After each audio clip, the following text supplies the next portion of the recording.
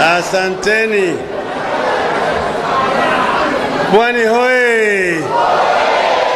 Pwani hoye!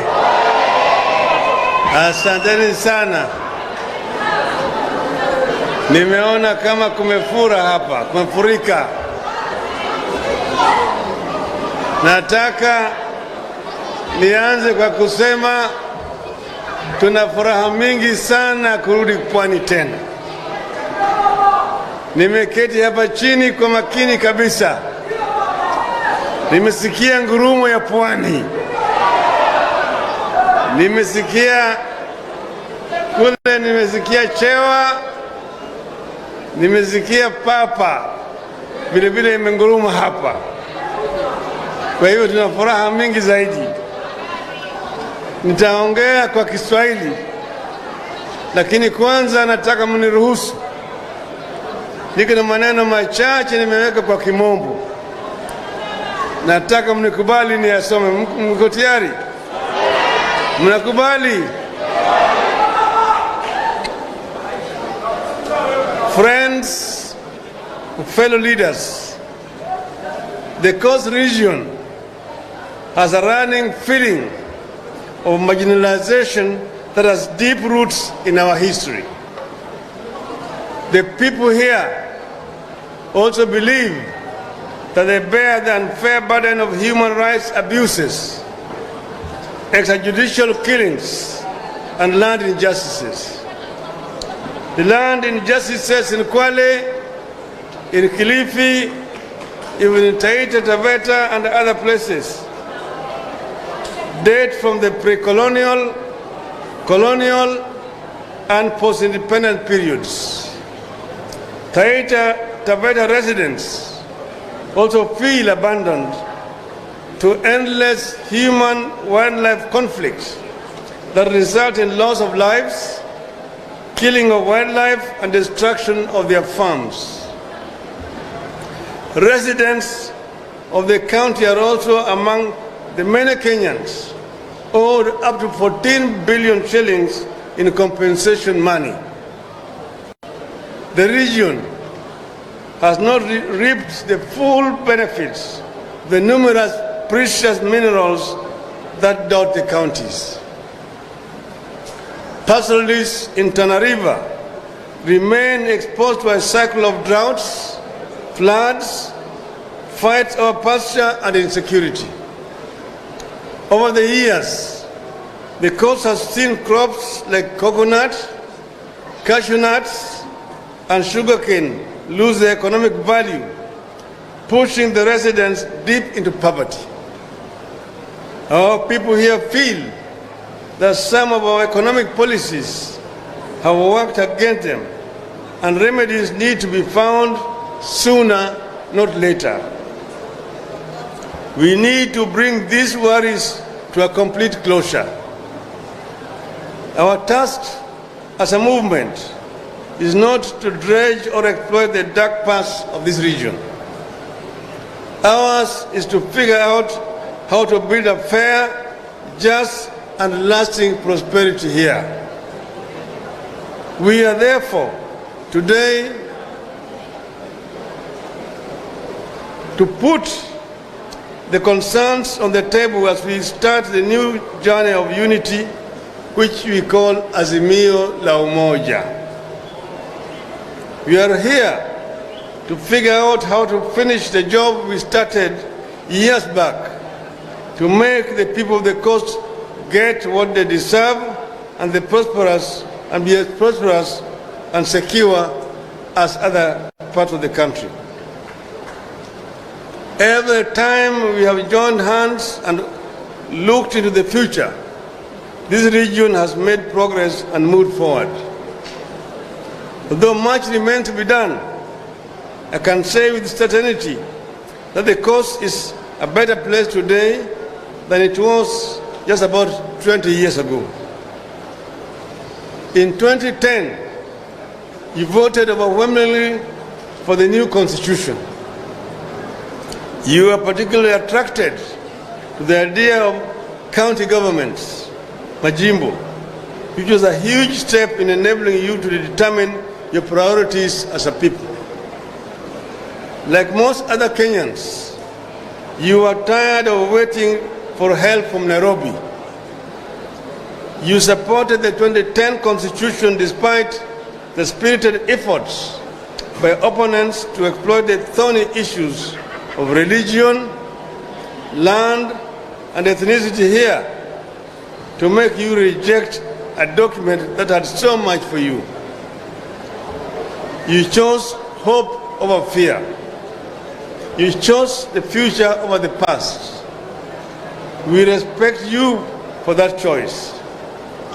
After the handshake between President Uhuru Kenyatta and myself in 2018, you embraced the Building Bridges initiative because it has some significant gains for this region. You must now finish the job of ensuring the coastal counties get more money to be able to provide critical services to the people. The dream of increasing county allocation to 35% must be realized. Mombasa County was to have its allocation rise by 4 billion shillings from the current 7 billion to 10.9 billion. Kwale's share was to rise by 4 billion from the current 7.78 billion to 11.8 billion. Kilifi's allocation was to rise by 7 billion from the current 10.4 billion to 17.3 billion. Tana River was said to get additional 724 million from the current 5.85 billion to 6.57 billion. Lamu was to rise from the current 2.59 billion to 3 billion, an additional over 400 million. Taita Taveta's allocation was to rise by about 3 billion from the current 4.2 billion to 7.09 billion. In sum total, the 6 counties here stand to lose 22.6 billion if BBI fails. You need these billions to provide hospitals, schools, roads, modern markets, clean water and electricity. Strangely, the people who opposed these increases still think this region should trust them with its future. Very strange indeed. The coast's massive potential has long been held back by poor infrastructure. Turning around infrastructure here is a task we can never fail in. We commit to ensure that the Mombasa Gate infrastructure projects, the Dongokundu Special Economic Zone, the Lamu Port, the Lunga Mombasa, Malindi, Lamu, Garissa roads, and Shimoni fishing port, among others, are realized. We commit to continually improve capacity and efficiency of the port of Mombasa. We appeal to our people here to refuse to be held back by a disease called the good old days. Let us not fear the new ideas and knocking on new doors. Our neighbors on the Indian Ocean belt are moving forward. We cannot afford to stand still. The coast will be overtaken as a regional hub unless we ambitiously and aggressively upgrade the infrastructure and logistics facilities here. We need to think beyond what we have had over the years and focus on what we must have going forward. With stronger logistics services, the coast will be an investment hub, providing thousands of new jobs to residents like other waterfront economies like New York, Hamburg, and Shanghai do to their countries.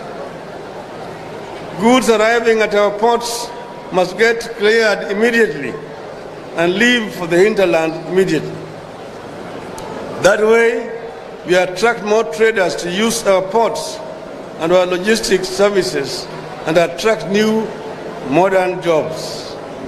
With a committed, united, and visionary leadership, we will create sustainable investment, sustainable economy, and sustainable cities along the Kenya's Indian Ocean. In this gathering, I see men, women, and young people with the energy, vision, and commitment to make this happen. Inawezekana. We need to finish the job of creating jobs for youth of this region. One area that could absorb our youth in droves is reformed tourism. Our approach to tourism must reflect the changing patterns across the world, with focus on quality experiences. Tourism must aggressively include local customs, local people, and local cultural experiences.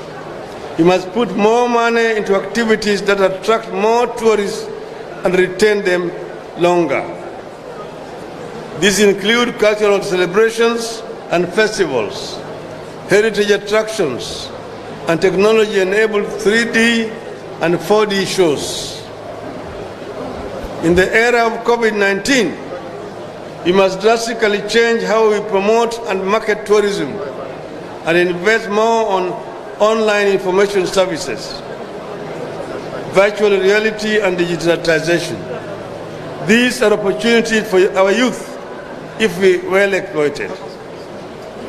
We must finish the job of creating business incubation centers and industrial parks for small-scale innovators in rural areas.